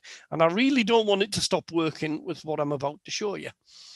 So we'll leave that just there for a moment. You can see, hopefully, that I've got that purple one wired up to a small little board in the middle here, and then I've got it wired up to this thing here. Now, for those who don't recognize it, that is a Raspberry Pi I2C 16-bit 16-channel digital I/O shield. Yeah, that actually sits on a Raspberry Pi, and then it gives me 16 GPIOs to command at will that are all latched. It'll read and it'll write. It's a bit like the old 6522s that were in the BBCs. Yeah, but because it's I2C and I have the I2C pins here, I've actually connected this directly into this 232H. And what I've done, with the aid of one of the other application notes, this one here, namely, application note 113, is I've put that device into I2C mode. Now, the serial processor on the 232H, being more advanced than the 232R, has got something new in it called the MPSSE. And all this bit banging that you would do manually on the 232R is now automatic. You don't have to send bytes to set the pins and everything separately. Yeah, you just send bytes to it, a bit like machine code instructions, if you like, in a way. And it literally will configure it for I2C, for SPI, and a whole host of other things. And all of this is documented in these various application notes. How to talk I2C, how to do the timing on it. And that got me thinking. Yeah, how it's wired up, a typical circuit diagram to make use of it. That got me thinking. I've got a load of I2C devices, including this GPIO. So I thought, I wonder if I can get my PC using .NET to talk directly to this device. And that led me to come up with this rather splendid hacked bit of code here, which doesn't have a NuGet in for the thing. I thought it might have done. Let me just have a look. No, it doesn't. So I must have written my own interface to D2XX. That probably is something that I will have done, because I do suffer from a little bit of NIH syndrome sometimes, occasionally, as Pete well knows. I like control over my code. But essentially, this mirrors the entire API that D2XX has. It's just a simple one-for-one mapping using pinvoke. When it fires up, so you'll see there's my console window there. And if we step through, helps if I click in the right window. If we step through, first off, we have dev count there. So it's recognized that there is one device available, the 232H that I have plugged in. And then we grab this device info node structure, and we call straight through pre-invoke to get device list from the .NET 2XX DLL underneath. And that will return to us this devices structure, which you can see has found the one device. And there you go. It's a single RS232HS. I couldn't tell you what the flags and things are. This ID number and this serial number, interestingly enough, are two of the items that can be configured using that FT2 prog. So what you could actually do if you wanted to, you could, before you ship these things out into a device for somebody, you could use FT prog to give each person a unique serial code. Then when you ship it out, if they ever had any problem, you could plug it into a computer, read the serial code back off it, and know if they were a valid customer or not. Stuff like that, or read it remotely, all sorts of things like that. I've actually got one of these kicking around somewhere that I've set up with a unique serial code in, and I kind of use it as a hardware key. If anybody remembers those old parallel keys you used to get to license software, and I've set it up as a hardware key, and if the thing's not plugged in and the piece of software can't interrogate this to find its key, it doesn't start up. Yeah, so you can use them for that as well. And I mean, the price you pay for these, particularly the 232Rs, I mean, these things are $2 for a bag of 4 off the Chinese markets. You literally could buy a bunch of these, encase them in epoxy, program the serial number, hey presto, instant keys for licensing software. So all of that comes through here, and you've got your handle and various other stuff about the device. So we'll just skip ahead there, and there we go. We just dump that on the screen. Now, if I had several of these devices plugged in, for example, if that cable I tried a moment ago with the little red one had worked, that would have shown both devices up. And both devices can actually talk to each other as well through the same library. So going back to our theoretical example, if we decided we wanted one to be a key and another one to be part of the system, you could actually have the two devices talk to each other, compare notes, so to speak, and refuse to work without each other. Now, that's all very well and good and mildly interesting. Yeah, so what, Shorty? That's good. You can show us a piece of code that detects those things connected to your computer. But if I now enable this little bit of code here,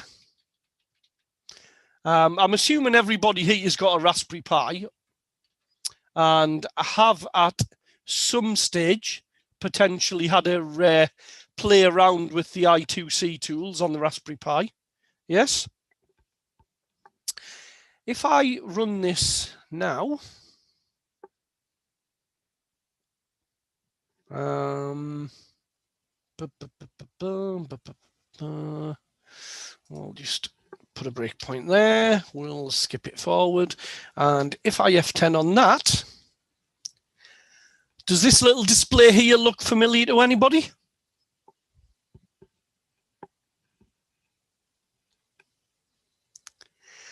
That's, say again? Text editor. No, look closely at it. Do you want me to increase the font size? I'll put the font size up a little bit.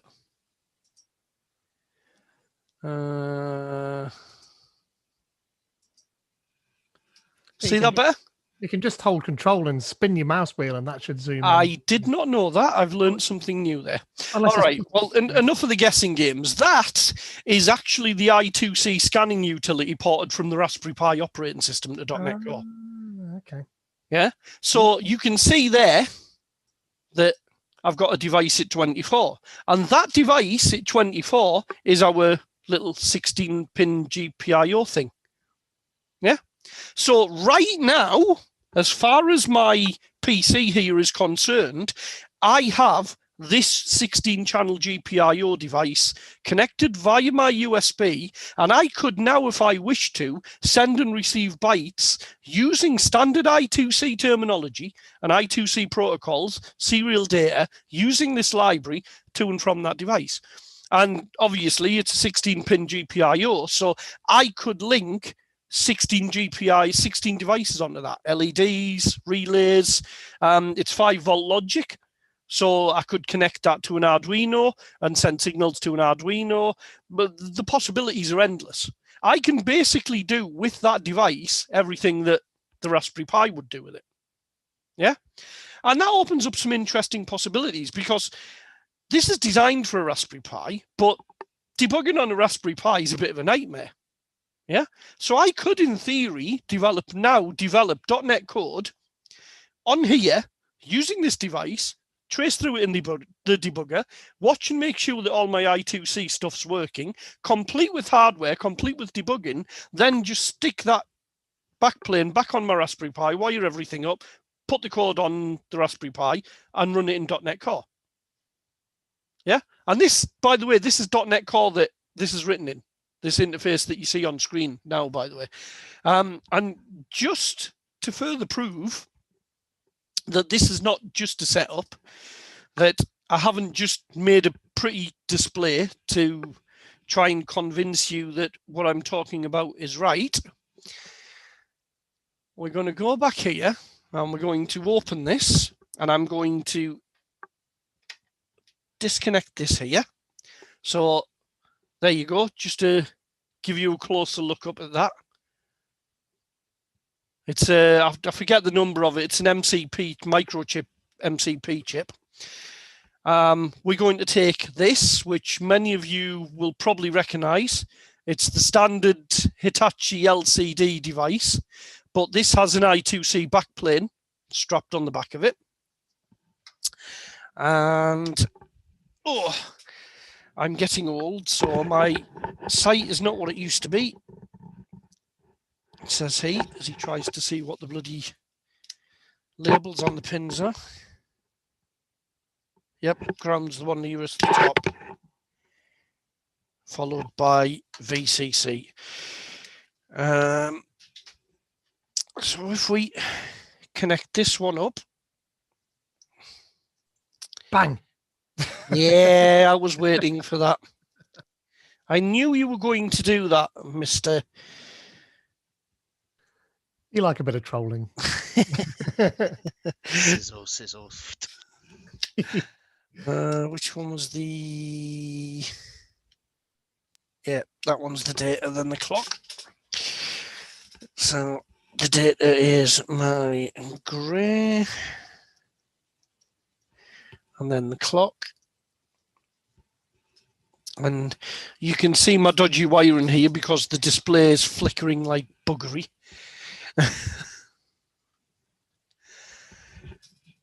Okay. So if I now rerun my lovely bit of .NET code, let's see if I can... Well, first off, we'll bring that back down there. I thought I'd actually stopped that, but never mind. Let's see if we can do this way.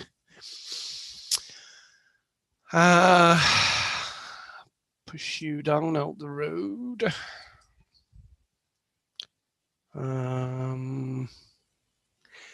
If I run that again,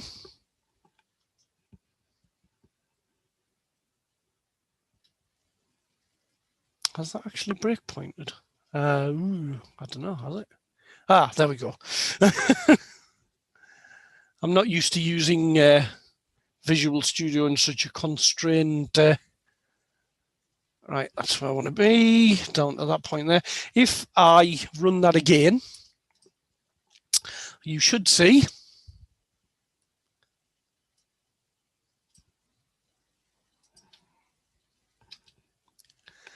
I've now got a different device. It's now with ID 27 instead of ID 24. So you can see quite plainly that that is a proper I2C scan. Now, I did, when I first set this up, actually have one of those little 24 megahertz logic probes set up. And as part of this demonstration, I was going to run Sale logic in the background and actually prove to you that it was doing a full I2C scan by showing you the I2C scan. But for some reason, my logic probe seems to have vanished and I cannot find it anywhere. So I can't do that, I'm afraid. But hopefully you can see that that is in fact a genuine I2C scan. It's not just sort of something that I've made up to say, hey, look, this is quite cool. So if I now go back and let's... Is there anything on the screen there? It's kind of just all blocks from where we are. Oh yeah, it is all blocks. There's no, I haven't initialized it yet. Okay, cool. Yeah, I'm actually surprised that you can tell that it's all blocks though. Oh, I'm used to those screens and what all blocks looks like. Actually, I think it's spinning random characters rather than all blocks. Actually, but yeah. So we'll just turn that off now because we don't need that anymore. We do still need to scan the bus, obviously, because it needs to find the ID and it needs to know that there is one of those there. So we'll just step through this again. Let's whiz ahead a little bit. So the next step that you're going to want to do, or the first step, depending on which way you look at it, is to open up the I2C. Now, again, this is my own implementation of the I2C interface. I will put this code on GitHub, by the way. It's not up there yet. It's atrocious. It's badly written at the moment, so I'll tidy it up a bit. I'll put it up there, and then I'll tell Pete when it's up there, and he can circulate it to everybody. But we'll just grab an I2C, and I'll scan my bus there. And hopefully this says true. So that I2C display connected there going through tells me that my scanning routines actually found that device, and it's recognized that it's there. So we'll go through here. Again, this is all pure .NET. There's no drivers involved here other than the D2XX. This is pure managed .NET running on .NET Core straight inside of Visual Studio. Now, yes, I do have Visual Studio running as an admin, but that's for other reasons. It's in no way needed for what's here. But we've also got an interface here, HD44780, and that talks to these. Now, those of you who have got these displays with the I2C backpack on may or may not know, because of the way most of these backpacks are wired up, they wire them up in 4-bit mode. So instead of it being full 8-bit, what they actually do is they have 4 bits on the I2C bus dedicated to the data going into the display, and they have the other 4 bits set up for the functionality like the backlight and everything. So you can switch the backlight on and off and the contrast and stuff like that. So actually writing the interface and getting it to shuffle all the bits and things around was a bit of a nightmare, but I got it to work eventually. And you should see there that the display's just switched itself off. Now, that's because when I initialize it, that's its default state. My init routine has just gone through there. Now, you can't see it yet because it hasn't turned the backlight back on, but it's set the cursor up, it's set it up to print letters, it's set the display RAM and everything up. We'll skip ahead the next connection. There you go. So, Pete, you should be able to tell that you have a flashing block cursor on there now. Yep, can see that. Yep. And as you can see from this next line, there's the host name of the machine that I'm running on. So we're just going to grab that. And then I've got a print S command, a print S routine here. And you probably cannot read that. I'd be very, very surprised if you can. But if I do that, okay, it's upside down. If I do that, you should be able to see that that says Lucinda. Yep. Trying to drive a camera's difficult at the best of times. Trying to drive one upside down is damn near impossible. And then if I step it a couple more times, it will add some more. LCD, go to second line, and it also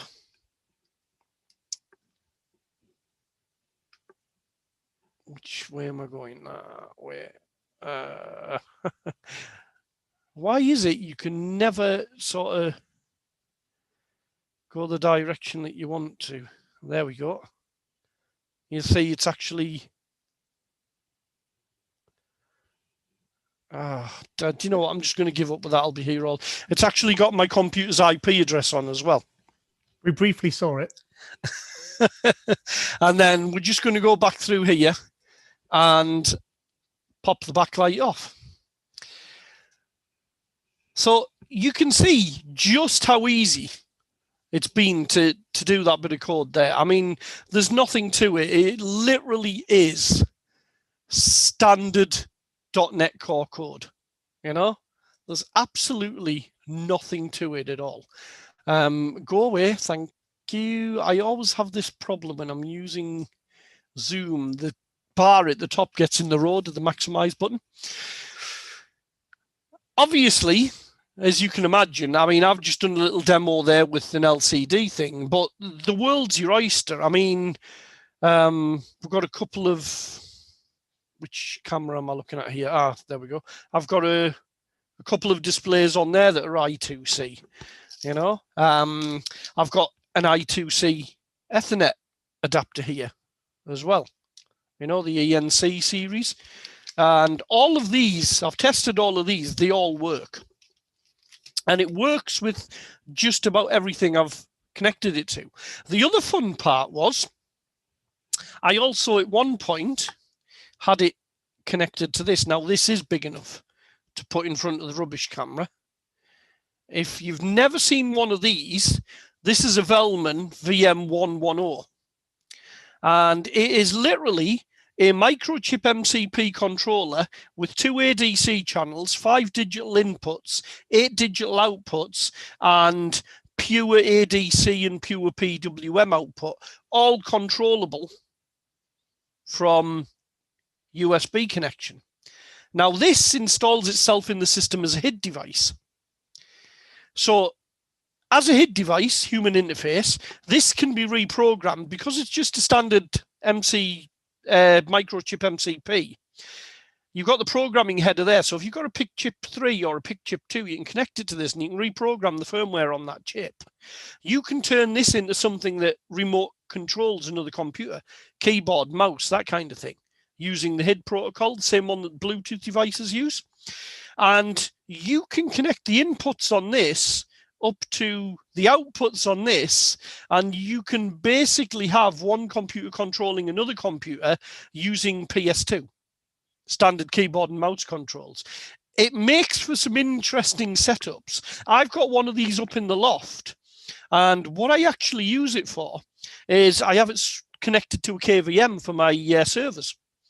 And with one of these devices plugged into this machine down here, and then using the I2C Ethernet connector plugged into the network, and then this at the other end with another one of these plugged in on the opposite side, I actually have full KVM PS2 control for all of my servers in the rack from down here at this desk that I'm sat at here.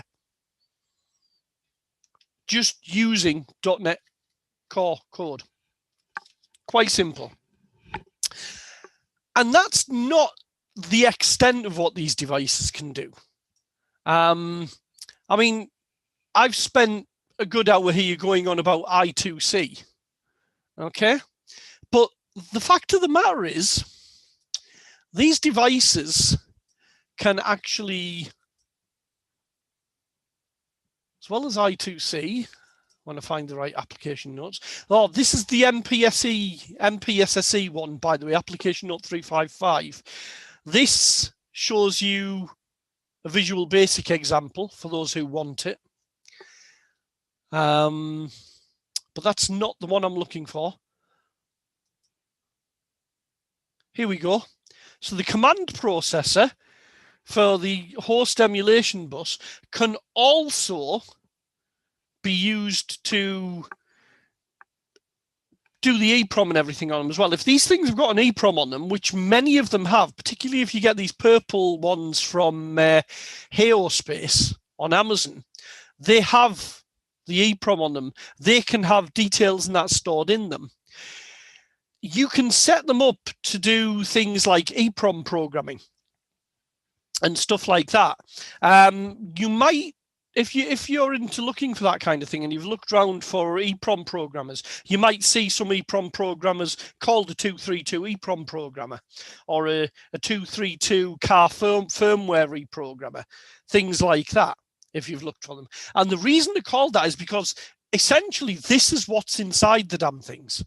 And they're just hardwired. They've got setups burnt into the EEPROMs on them so that that's all they're capable of doing. They've gone in, they've reprogrammed them with the programming utility, and they've turned off the major functionality.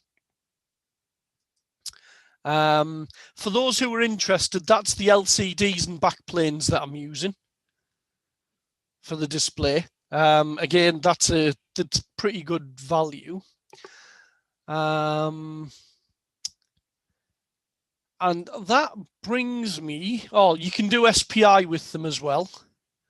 I could have sworn I opened the document for it. I did say I was doing this live, didn't I? And unscripted. So it's probably the first time I've done it unscripted as well. Okay, I apologize for that. I could have sworn I opened all the other documents, but it's really worth going and looking on the FTDI site, looking through all these different application notes, because the amount of stuff that these devices can do is staggering. You know, there's nothing really that I haven't been able to use them for. If you're wondering why I'm pulling that off screen a second there, it's just to open another product. I don't want you obviously to see my Amazon account. Now, what happens? Well, says he as he goes and shows his Amazon account. What happens when a good company like FTDI makes a nice device like this that sells a lot of and that people want to use for making interesting things with? Well, I'll tell you exactly what happens. The Chinese go and get in on the action. This is a CH341A. This is the Chinese equivalent. I have one here. Just get it out of its bag. There we go. And first off, the first thing that should stand out straight away is the size of the chip. The chip is like twice the size of the original FTDI one. Yep. But the interesting thing about the Chinese version of it, as well as having the standard GPIO pins on the underneath, all of which is still programmable, only you have to use their own software to do it, which is available only in C++. I am going to do a .NET interface for it when I get round to it. But the interesting thing with the Chinese version is you'll see the row of pins on the back is double. And what they have actually done, the reason the chip is so big is because they've put extra pins on it. And instead of just having the one serial channel, as the future technology devices have, they actually have separate channels. So on the Chinese ones, you can use the UART, you can use the I2C, you can use the SPI, and all the other functions simultaneously in parallel at the same time. Like I say, the only problem is, though, the kit that you get with this to program this is all in C++, and the data sheets are all in Chinese. Now, there are a couple of people, enterprising people, who've translated them and made them available for folks, but it's a very, very steep learning curve using this one. Ironically, it was actually this one that made me sit up and pay attention to these little devices, because I thought, oh, that looks interesting. It was one of those impulse purchases. Decided to go and get it to have a bit play with the Arduino, and then discovered exactly what it could do. And that got me looking at the future technology devices, which after I did a bit of study on, made me realize, well, hang on. This is actually, there's actually more to these devices than meets the eye. For those of you who go on to Hackaday, there is actually a programming JTAG device. So for those of you who do ARM debugging and such like, you can build a JTAG device with this, and that allows you to go debugging Raspberry Pi CPUs and things using one of these little 232Hs. All right, and this link here, I should have put this one up front actually. This link here explains why the bit bang timing on the 232R is completely out of whack. And it actually shows you an example. But the person you really need to pay attention to is Scott Harden. He is the only person that I have found that has done a whole YouTube video. The video is about 1.5 hours long on exploiting these things using .NET. Now, it's the old version of .NET.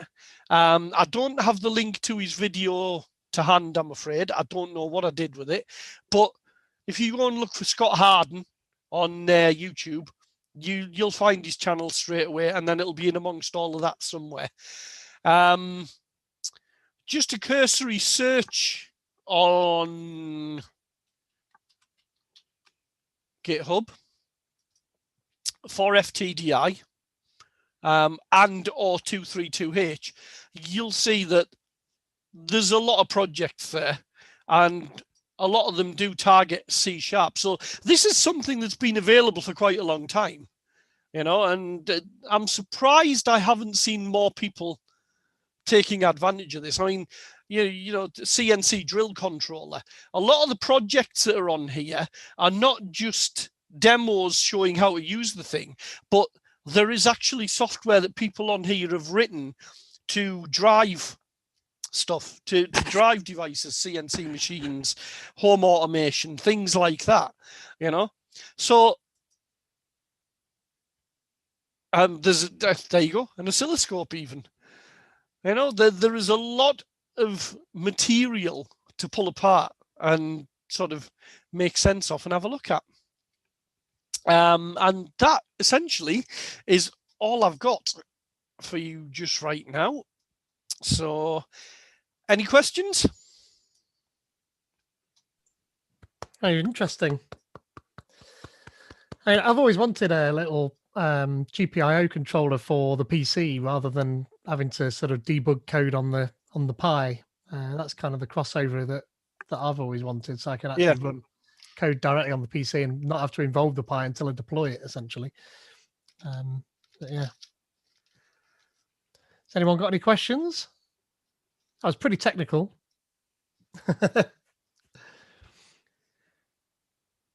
Bamboozled everyone. Either that or I've done a bloody good job of explaining it.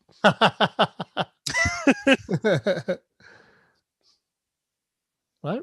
Well, thank you very much. That was really good. And just in time as well, because it looks like the low battery light just come on my mouse. You finished your talk at exactly the same time as the Mars rover landed as well, I think. Well, there we go. The other thing to search for as well on here is, I believe, says he. Oh no, there it is actually 232H.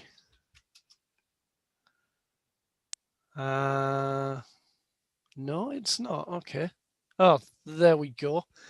CM. Yeah. So if you're looking for the full version, it's CGMCU. So that's CGMCU 232H. CGMCU. No. Okay, GitHub. Come on, get your act in order, please. Okay, I'm not even going to try and change that one. But yeah, I mean, generally you get the idea. If you look for that and and there's my mouse battery's gone. Look at that. What can you do with your mind now? Right. Okay.